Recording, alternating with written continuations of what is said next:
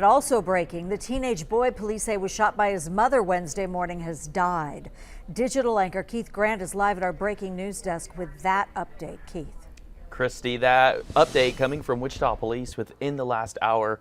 They're also sharing the name of that teen who was allegedly shot once by his mom Wednesday morning at an apartment in southeast Wichita. They tell us the 16-year-old Robert Florence died from his injuries this morning.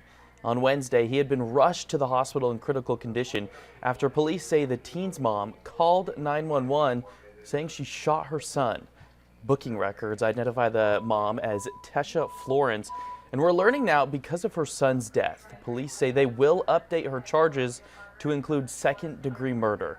Earlier this week, police said they're investigating her in connection with a similar crime that happened back in March.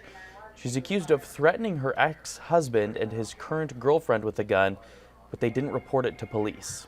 Christy? All right, more on that as well.